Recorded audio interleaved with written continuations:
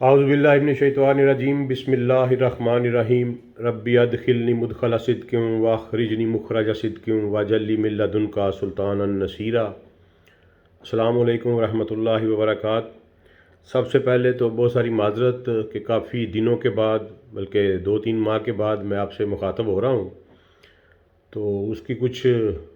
دوسری وجوہات تھیں، کچھ ذاتی تھیں، لیکن اس کے علاوہ سب سے بڑی وجہ یہ تھی کہ چینل کو لیگلائز کرنا تھا اور اس میں کچھ آفیشیل ریکوائرمنٹ تھیں، تو اس آفیشیل ریکوائرمنٹ کو پورا کرتے کرتے تھوڑا سا ٹائم ہو گیا ہے، تو الحمدللہ اب ہم لیگلائز ہو چکے ہیں۔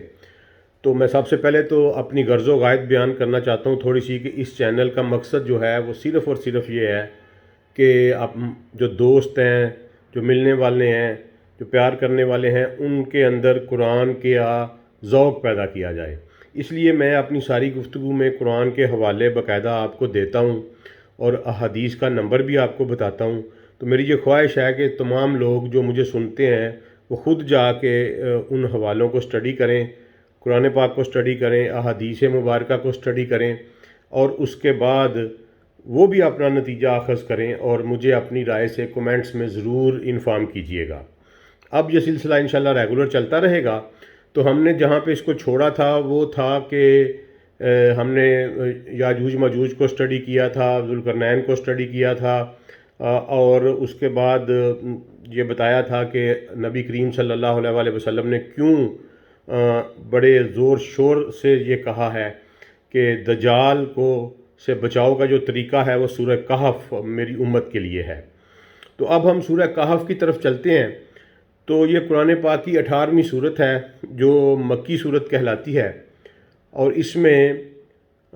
سب سے پہلے میں آپ کو اس کے شان نزول کی طرف لے چلتا ہوں، اور اس کا شان نزول بڑا ہی دلچسپ ہے، اور وہ یوں اس طرح ہے کہ کفار مکہ جو تھے جب وہ پریشان ہوئے کہ نبی کریم صلی اللہ علیہ وسلم کی دعوت نہیں رک رہی، تو انہوں نے کہا کہ جا کے جو یہودیوں کے بڑے بڑے ربی ہیں، ان کے بڑے بڑے سکالرز ہیں، کیونکہ اہل مکہ میں یہ مشہور تھا کہ یہودی جو ہیں وہ اہل کتاب ہیں اور ان کے پاس کتابوں کا علم ہے، وہ اس حوالے سے ان کی عزت بھی کرتے تھے، اور یہ بات بھی حقیقت تھی۔ تو انہوں نے کہا کہ ان کے پاس ایک وفد بھیجا جائے اور وہ اس سے پوچھ کے آئیں کہ ہمیں بتاؤ کہ ہم کس طریقے سے یہ جج کر سکیں کہ یہ شخص جو ہے یہ سچا نبی ہے یا اپنی طرف سے کوئی بات کر رہا ہے۔ تو اس کے لیے انہوں نے نضر بن حارث اور عقبہ بن ابی معیط پر مشتمل ایک وفد جو ہے وہ مدینے کے ربی کے پاس بھیجا۔ مدینہ میں اس وقت بڑے بڑے ربی تھے، اور اس وقت جو تھی پوری دنیا کی جو جیو اسکالرشپ تھی وہ ساری کی ساری مدینہ اور خیبر میں موجود تھی، اور یہی ان کی ویری ویل سیٹلڈ کالونی تھی، باقی جگہوں پہ تو یہ ڈائسپورا کی زندگی گزار رہے تھے۔ تو اس حوالے سے انہوں نے اپنے جو وفد تھا وہ جو دو ان کے بڑے سردار تھے، نضر بن حارث اور عقبہ بن ابی معیط، ان کو بھیجا کہ جا کے پوچھ کے آؤ کہ ہمیں کون کون سی بات پوچھیں اس سے جس سے یہ لٹمس ٹیسٹ لگ جائے کہ یہ واقعی سچے نبی ہیں۔ تو انہوں نے جو ہیں وہ 3 سوالات ان کو بتائے۔ ایک تو یہ بتایا کہ اگر یوتھ سے جا کے پوچھنا کہ غار والے کون تھے۔ نمبر 2 انہوں نے کہا کہ پوچھنا کہ وہ شخص ذوالقرنین کون تھا جس کو اللہ تعالیٰ نے مشرق و مغرب پر حکومت عطا کی تھی۔ اور تیسرے سوال کے اوپر جو ہے وہ تھوڑا سا اختلاف ہے۔ ہمارے عام جو مفسرین ہیں تمام کے تمام وہ کہتے ہیں کہ یہ تیسرا سوال جو تھا وہ روح کے متعلق تھا کہ روح کیا چیز ہے، لیکن میں اس سے قطعی طور پر اتفاق نہیں کرتا، بلکہ اس میں صرف ایک ہی ڈیفرنٹ اوپینین آئی ہوئی ہے، اور سید ابو العلا مودودی کی آئی ہوئی ہے، اور میں ان کی اوپینین سے ایگری کرتا ہوں کیونکہ وہ بالکل ٹھیک اوپینین ہے۔ وہ یہ ہے کہ یہ تیسرا سوال جو تھا یہ خضر علیہ السلام اور موسیٰ علیہ السلام کی ملاقات کے متعلق تھا، کیونکہ یسالونہ کا روح کا جو سوال ہے وہ سورہ انبیاء میں آیا ہے، اور دوسری بات ہے کہ اس کے اوپر ایک حدیث ہماری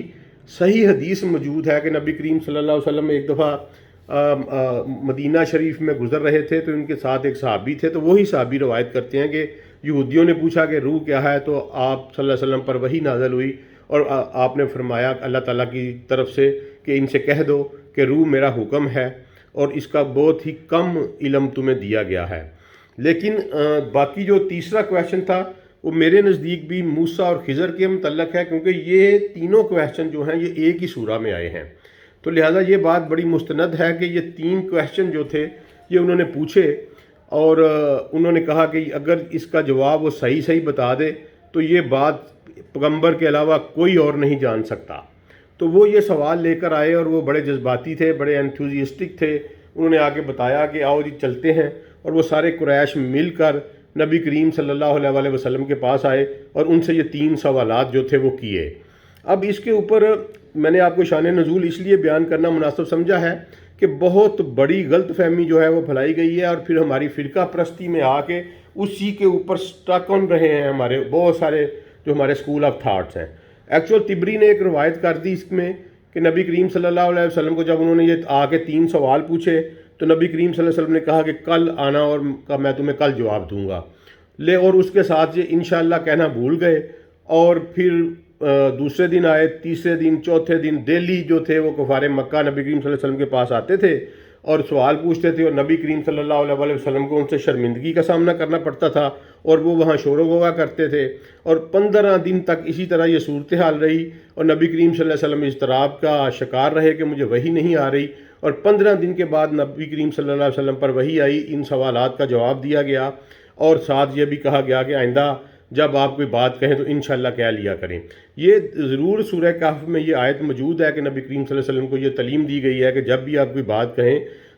تو آپ کل کی کرنی ہے تو اس کے لیے انشاءاللہ کہہ لیا کریں، لیکن یہ بات بالکل قطعی اور نان سینس ہے کہ نبی کریم صلی اللہ علیہ وسلم کو اس طرح 15 دن جو ہے وہ انتظار کروایا گیا۔ دیکھیں یہ اتنی بڑی بات ہے کہ اس کے اوپر ایک پورے کا پورا انہوں نے افسانہ تراشا،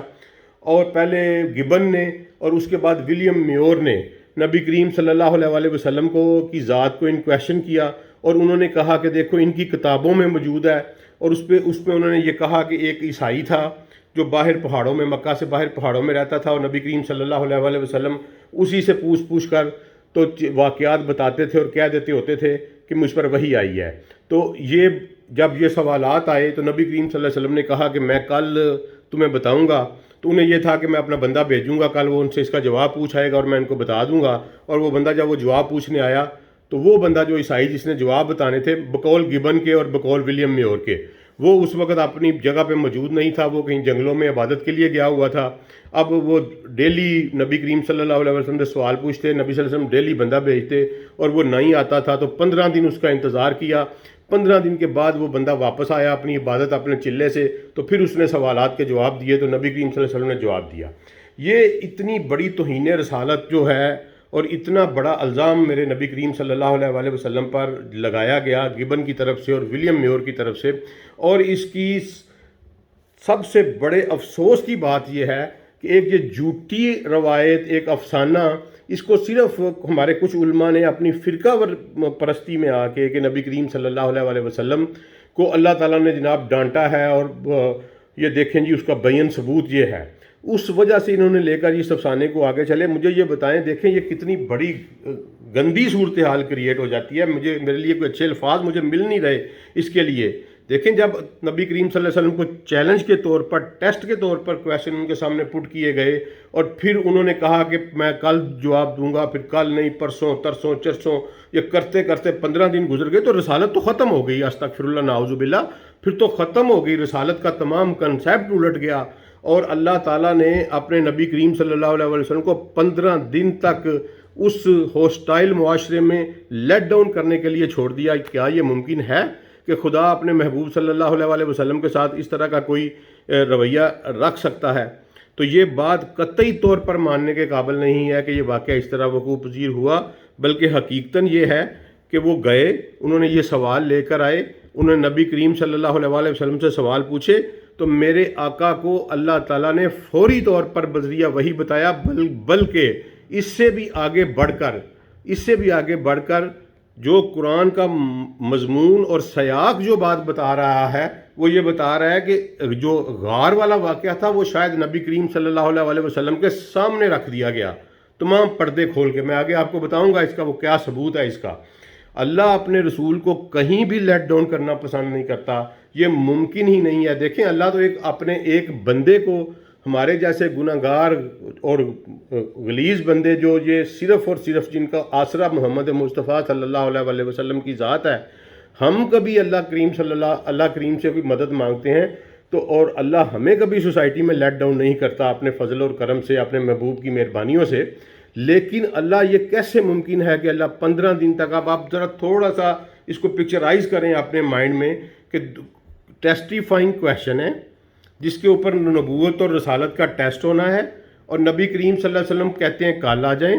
وہ کل آتے ہیں تو کہتے ہیں پرسوں آ جائیں، اور وہ روزانہ آتے ہیں، شور و غوغا کرتے ہیں، یعنی وہ ڈھول بجاتے ہوں گے، شور مچاتے ہوں گے. تو نبی کریم صلی اللہ علیہ وسلم وہ اس ساری سچویشن میں 15 دن تک مسلسل شرمندگی فیس کرتے رہے. اگر یہ بات حقیقت ہے تو رسالت کا کوئی جواز نہیں بنتا، بالکل قطعی کوئی جواز نہیں بنتا. 15 دن کے بعد تو پتہ نہیں، اس وقت چاہے جتنی مرضی دنیا سلو تھی، لیکن 15 دن میں تو بہت کچھ جا کے نکالا جا سکتا ہے. اس لیے یہ بات بالکل جو ہمارے مفسرین کی کتابوں میں آئی ہے یہ بالکل جھوٹ ہے، اور میں اس کو نہیں مانتا. کیونکہ سب سے بڑی بات یہ ہے کہ ایک تو یہ روایت طبری کی ہے. طبری کوئی ہمارا اتنا کوئی سمجھ لیں کہ سالڈ جو ہے وہ سورس آف انفارمیشن یا سورس آف احادیث نہیں ہے. دوسری بات یہ ہے کہ یہ اس قرآن کے اس مصداق کے خلاف ہے. دیکھیں جب واقعہ معراج یا واقعہ اسراء کا واقعہ آیا تو اس وقت یہ تو چلیں ٹیکنیکل کویشچن تھے، ٹیسٹیفائنگ کویشچن تھے، یہ کوالیفائی کرتے ہیں ٹیسٹیفائنگ کویشچن کو، یہ تینوں جو ہیں. لیکن اس وقت جو نبی کریم صلی اللہ علیہ وسلم کو کفار مکہ نے کویشچن پٹ کیے وہ تو فولشنس تھی. مثلا کہ اگر آپ کہیں بھی جائیں،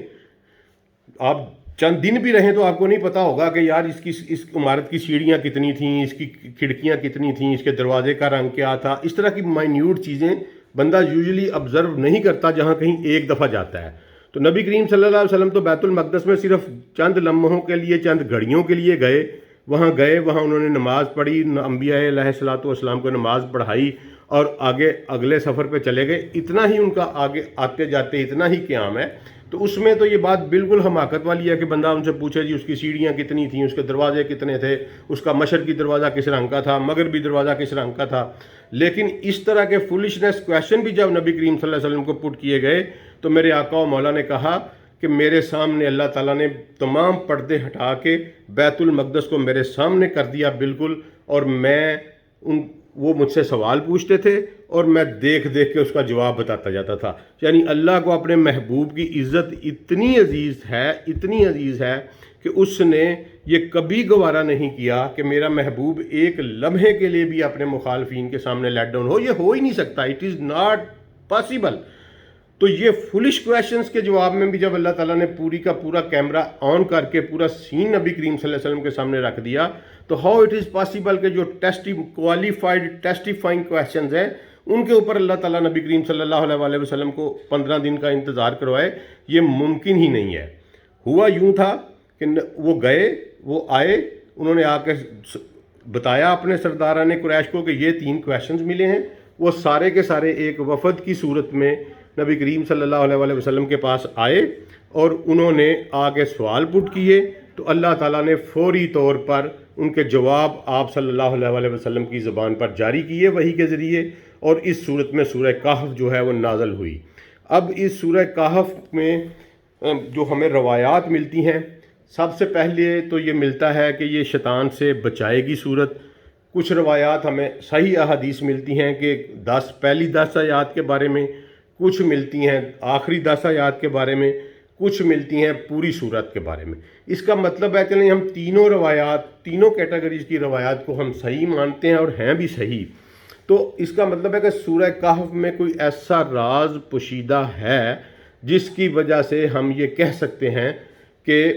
نبی کریم صلی اللہ علیہ وسلم نے جو اپنی امت کو بتایا ہے کہ یہ دجال سے بچائے گا، تو کوئی نہ کوئی ایسی چابیاں موجود ہیں جن کو ایکسپلور کرنے کی ضرورت ہے اس امت کے لیے. ورنہ دیکھیں قرآن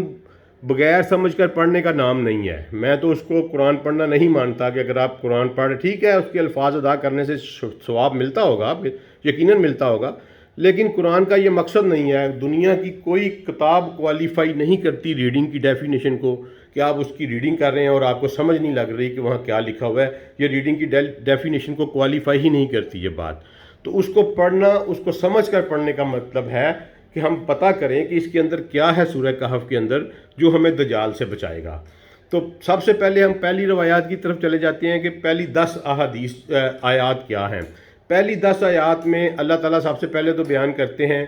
کہ ہم نے آپ کے اوپر کتاب نازل کی ہے اور جو بڑی ہی صاف اور کھلی ہے، اور آپ ان لوگوں کو، یہ جو لائن قومیں ہیں جنہوں نے اللہ کا بیٹا بنا لیا ہے، ان کو خبردار کر دیں، اور یہ بڑی گندی بات ہے جو یہ اپنے منہ سے نکالتے ہیں کہ اللہ نے اپنا کوئی بیٹا بنا لیا ہے۔ اس کے بعد نبی کریم صلی اللہ علیہ وسلم کو حوصلہ دیا جاتا ہے کہ آپ پریشان نہ ہوں، اگر یہ آپ کی بات پہ ایمان نہیں بھی لاتے تو یہ آپ کی ذمہ داری نہیں ہے، آپ کا کام تو صرف پہنچا دینا ہے ان تک، تو آپ اپنے آپ کو ہلاک نہ کریں، اب ان کے غم میں نہ گلیں۔ تو پہلی 10 آیات میں جو سب سے بڑا ذکر ہے وہ ان قوموں کا ہے جنہوں نے اللہ کا بیٹا بنا لیا ہے۔ یہ لائن قومیں جو ہیں یہ دجال کا ساتھ دیں گی۔ اب ہم نے قرآن سے ہی ڈٹرمن کرنا ہے کہ یہ لائن قومیں کون ہیں۔ تو قرآن پاک میں ہی ہمیں ایک آیت ملتی ہے کہ یہودی کہتے ہیں کہ عزیر اللہ کا بیٹا ہے، اور نصارہ کہتے ہیں کہ عیسیٰ اللہ کا بیٹا ہے۔ تو میرے بھائیوں، میرے دوستو، قرآن نے یہ کیٹاگوریکل بتا دیا کہ یہ جو یہود و نصارہ ہیں، یہ کرسچنز اینڈ جیوز نیشنز جو ہیں، انہوں نے اللہ کا بیٹا بنایا ہوا ہے، اور چونکہ یہ 10 آیات، پہلی 10 آیات میں صرف ان اقوام کا ذکر ہے، اس کا مطلب ہے، اور پہلی 10 آیات جو ہیں وہ دجال سے بچائیں گی جو شخص یہ پڑھے گا، یعنی جو شخص اس کا علم حاصل کرے گا، تو اس کا مطلب ہے کہ دجال کے سب سے بڑی ساتھی جو ہوں گی وہ یہ لائن قومیں ہوں گی۔ یہ اتنی لائن اقوام ہیں، آپ ان کی ہسٹری پڑھیں، آپ دنگ رہ جائیں گے کہ انہوں نے انسانیت کے ساتھ وہ کھیل کھیلا ہے، خون کا وہ کھیل کھیلا ہے جو کہ ابھی تک جاری ہے۔ اور یہ لائن اقوام جو ہیں یہ یہود و نصارہ ہیں جنہوں نے اللہ کا بیٹا بنا لیا ہوا ہے۔ اب آگے جا کے سورہ کہف میں جو ہیں وہ بہت بڑے بڑے 4 واقعات آتے ہیں سورہ کہف میں۔ ایک واقعہ اصحاب کہف کا آتا ہے، یعنی غار والے ہیں۔ اس کے بعد واقعہ آتا ہے کہ 2 دوست ہیں، ایک امیر ہے، ایک بہت امیر ہے، ایک بہت غریب ہے، باغوں والا ہے وہ، ان کا واقعہ آتا ہے۔ تیسرے نمبر پہ موسیٰ اور خضر کی ملاقات آتی ہے، اور اس میں کچھ راز والی باتیں اور کچھ علم جو ہے وہ ایکسپلور ہوتا ہے۔ اور اس کے بعد ذوالقرنین کا قصہ آتا ہے، یاجوج ماجوج کا ذکر آتا ہے۔ اب ہم ایک ایک کر کے ان 4 واقعات پہ روشنی ڈالیں گے کہ یہ 4 واقعات کس طرح دجال سے ریلیٹڈ ہیں۔ پہلی 10 آیات کس طرح دجال سے ریلیٹڈ ہیں وہ میں نے آپ کو بتا دیا کہ اس میں ان لائن قوموں کا ذکر ہے جنہوں نے اللہ کا بیٹا بنا لیا ہے، اور یہی لائن قومیں جو ہیں یہ دجال کا ساتھ دیں گی اور دجال کی سب سے بڑی قوت ہوں گی۔ اس کے بعد آگے واقعہ آتا ہے، اللہ تعالیٰ کہتے ہیں کہ یہ اصحاب کہف کا جو واقعہ، کیا آپ اس کو کوئی بہت بڑی ایک عجیب چیز سمجھتے ہیں؟ میرے لیے تو یہ ایک چھوٹی سی بات ہے۔ تو یہ بات جو میں نے ابھی آپ سے کہی تھی کہ انٹروڈکشن میں کہ نبی کریم صلی اللہ علیہ وسلم کے سامنے رکھ دیا گیا تھا، تو آپ، میری خواہش ہے کہ آپ مہربانی کریں اور پڑھیں ان چیزوں کو جا کے۔ جب آپ پڑھیں گے تو آپ کو پتہ چلے گا کہ اس میں ایسا ہی انداز خطابت ہے جیسا کہ نبی کریم صلی اللہ علیہ وسلم اس کو دیکھ رہے ہیں، کیونکہ قرآن بار بار کہتا ہے کہ اگر آپ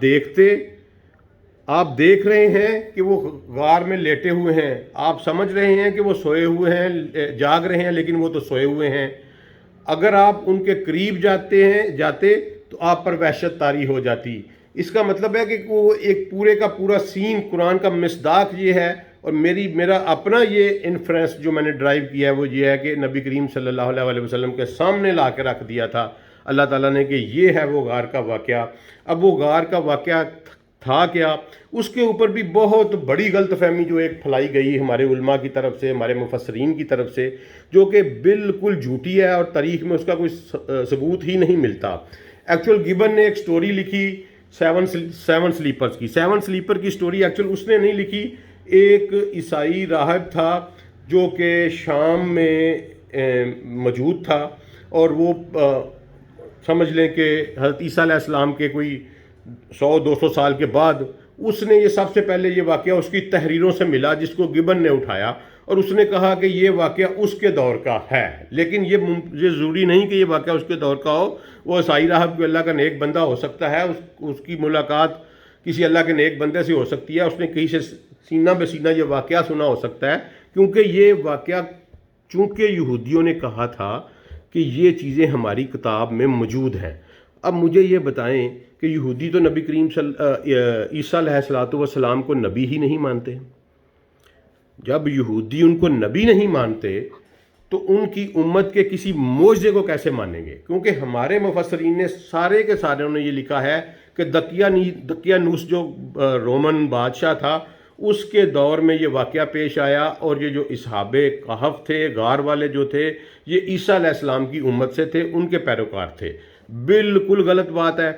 کیونکہ اگر یہ بات کیونکہ یہودیوں نے کہی تھی کفار مکہ کو، قریش مکہ کو، کہ آپ یہ بات ہماری کتابوں میں موجود ہے، آپ اس سے پوچھیں، یہ پیغمبر کے علاوہ کوئی ان کا راز نہیں جانتا، تو اس کا مطلب ہے کہ یہ واقعہ یہودیوں کی کتابوں میں نقل ہوتا چلا آ رہا ہے،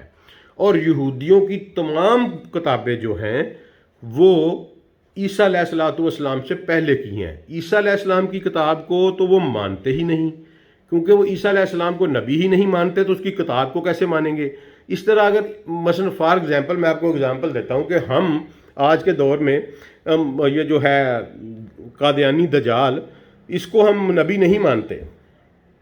غلام احمد قادیانی دجال کو ہم نبی نہیں مانتے۔ اب مجھے یہ بتائیں، جب ہم اس کو نبی نہیں مانتے تو ہم اس کے کسی امتی کے معجزے کے اوپر یقین کریں گے؟ اور کیا اس کو ٹیسٹیفائنگ اینڈ کوالیفائنگ کویسچن کا درجہ دیں گے؟ ممکن ہی نہیں ہے، یہ کامن سینس کے خلاف بات ہے۔ چونکہ یہ یہودیوں نے بات پوچھی تھی، اس لیے یہ یہودیوں کی کتابوں میں آئی ہوئی ہے، اور یہودیوں کی تمام کتابیں جو ہیں وہ عیسیٰ علیہ السلام سے پہلے کی ہیں۔ اس کا مطلب ہے کہ یہ واقعہ عیسیٰ علیہ السلام سے پہلے کا ہے۔ یہ جو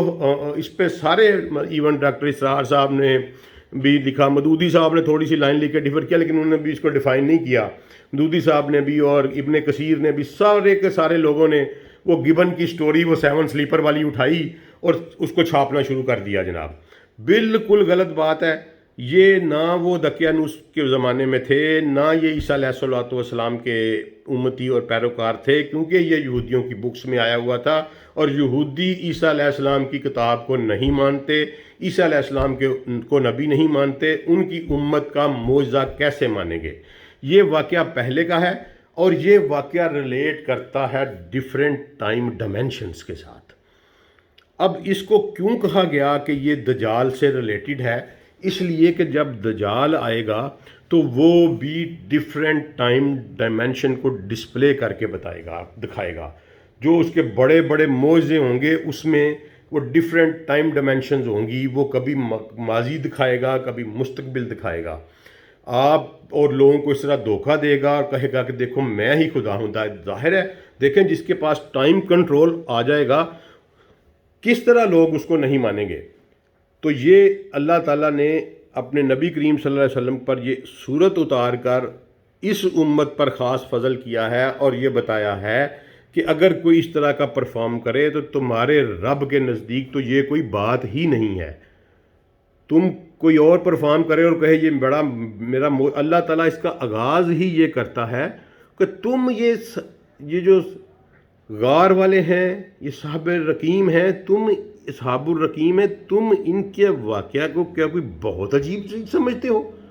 یعنی اللہ تعالیٰ کہہ رہے ہیں کہ میرے نزدیک یہ کوئی عجیب چیز نہیں۔ اور اگر کوئی آگے کہے کہ میں خدا ہوں اور دیکھو میں یہ ڈیفرنٹ ٹائم ڈائمینشن میں آپ کو سفر کرا رہا ہوں، تو ہمارا جواب اسٹریٹ فارورڈ یہ ہونا چاہیے کہ جاؤ جو کام کرو، ہمارے رب کے نزدیک تم کہاں رب ہو سکتے ہو؟ ہمارے رب کے نزدیک تو یہ کوئی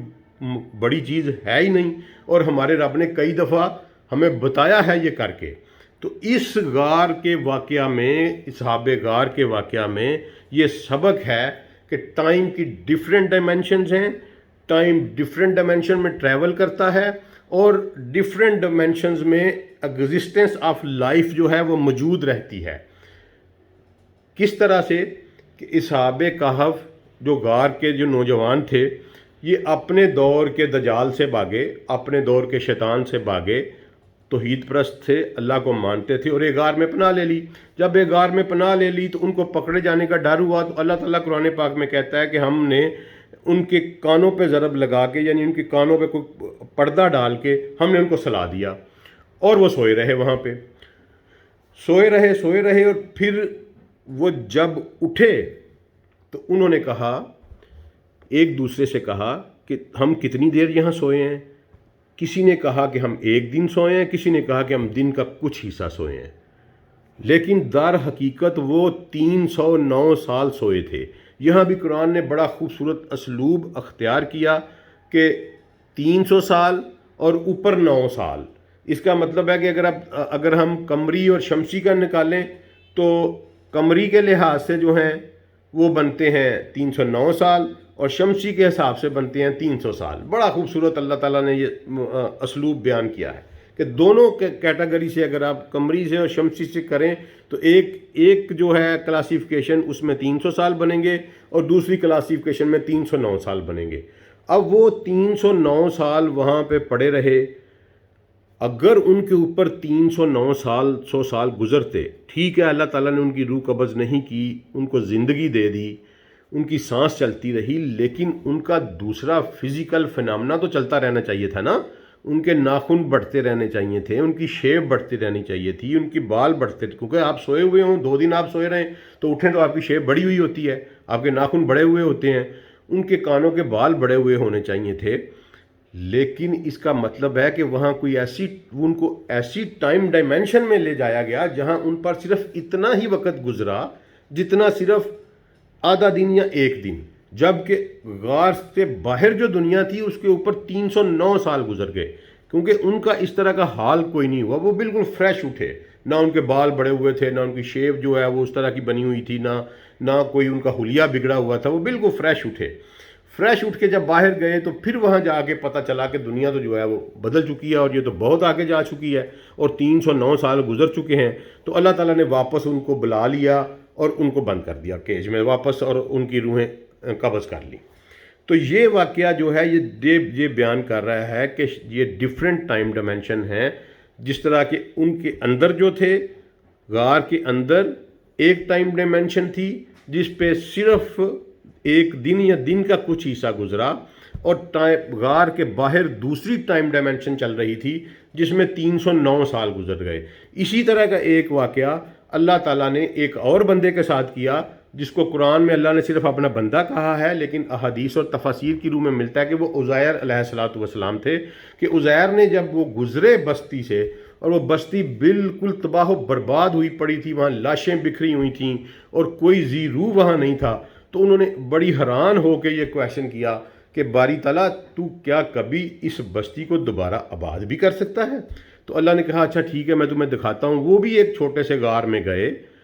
اور وہاں انہوں نے آرام کرنے کے لیے وہاں ٹھہرے، اپنے گدھے کو ایک طرف باندھا اور کھانا نکالا۔ کھانا بھی کیا تھا ان کے پاس؟ روٹی کے خشک ٹکڑے تھے اور انگور تھا۔ انہوں نے ایک کپڑے میں انگور جو ہے وہ لے کے اس کا رس روٹی کے ٹکڑوں کے اوپر نچوڑا اور اس کو رکھ دیا تاکہ تھوڑی دیر کے لیے یہ نرم ہو جائے، اور خود وہ سستانے کے لیے کمر سیدھی کرنے کے لیے لیٹ گئے۔ جب لیٹے تو اللہ تعالیٰ نے ان کو سلا دیا۔ جب وہ واپس اٹھے تو اللہ تعالیٰ نے پوچھا عزیر کتنی دیر سوئے ہو؟ کم لبثت، کتنی دیر سوئے ہو؟ انہوں نے کہا کہ جناب یہی کوئی 1 دن یا دن کا کچھ حصہ۔ تو اللہ نے کہا ذرا اپنے گدھے کی طرف دیکھو، وہ بالکل مر کے مٹی ہو چکا تھا، اس کی ہڈیاں بھی مٹی ہو چکی تھیں، صرف ریت کے اوپر اس کی ہڈیوں کا نشان کچھ باقی تھا۔ اور کہا اپنے کھانے کی طرف دیکھو، کھانا بالکل فریش تھا، بالکل فریش تھا۔ یعنی وہ کہتے ہیں کہ وہ جو انگور کا رس نچوڑنے سے وہ جاگ سی اوپر آ جاتی ہے، ابھی وہ جاگ بھی باقی تھی۔ تو انہوں نے کہا کہ اب ذرا باہر دیکھو۔ باہر دیکھا تو وہاں جناب ایک سلطنت آباد تھی، ایک شہر آباد تھا۔ وہ جو عزیر نے جس کو دیکھا تھا کہ وہ اجڑا پڑا ہے، وہاں وہ آبادیاں تھیں، رنگ و رونق تھی۔ تو اللہ تعالیٰ نے وہاں بھی یہ ٹائم ڈسپلے کر کے دکھایا، ڈیفرنٹ ٹائم ڈائمینشنز کو دیکھیں کیسے کہ جو گدھا تھا اس کے اوپر 100 سال گزر گئے، جو کھانا تھا اس کے اوپر 1 لمحہ بھی نہیں گزرا، اور عزیر کے اوپر دن یا آدھا دن کہتے ہیں میں سویا رہا، اور باہر کی دنیا میں وہاں بھی 100 سال گزر گئے۔ اب وہ بھی 3 ٹائم ڈائمینشن اللہ نے ایک چھوٹے سے غار اور اس کے منہ پہ ڈسپلے کر کے دکھائیں۔ ایگزیکٹلی یہی واقعہ ہے صحابہ کہف کا، میننگ دیر بائی کہ کوئی نہ کوئی پورٹلز ایسے، ٹائم پورٹلز ایسے ہیں جو کھلتے ہیں اور انسان دوسری ٹائم ڈائمینشن میں چلا جاتا ہے۔ یہ ٹائم ڈائمینشن پہ کنٹرول حاصل ہوگا دجال کو جب وہ یہ آئے گا، اور یہ اسی لیے کہا گیا ہے کہ یہ اتنا بڑا فتنہ ہوگا کہ نسل آدم میں آج تک اس سے بڑا فتنہ پیدا نہیں ہوا۔ تو اللہ کریم ہمیں اس سے بچنے کی توفیق عطا فرمائے، ہمارے بچوں کو ہمیں اس سے محفوظ رکھے۔ بہت بڑا ٹیسٹ ہے اور اس کا سٹیج سیٹ کیا جا رہا ہے۔ دنیا اپنے مختلف مراحل طے کرتے ہوئے اس کے سسٹم کی بالکل کلمینیشن کی طرف جا رہی ہے۔ ڈیٹیل میں بات کرتے رہیں گے، آپ کو میں ثابت کرتا رہوں گا قرآن اور احادیث کی روشنی میں کہ یہ بالکل آخر الزمان کا ٹائم ہے جس کی طرف جا رہے ہیں۔ تو یہ انشاءاللہ سلسلہ اب جاری رہے گا۔ آج ہم نے اصحاب کہف کے واقعے پہ روشنی ڈالی ہے، شان نزول کے واقعے پہ روشنی ڈالی ہے، اور اصحاب کہف کے بارے میں جو غلط فہمی ہے کہ وہ عیسائی تھے یا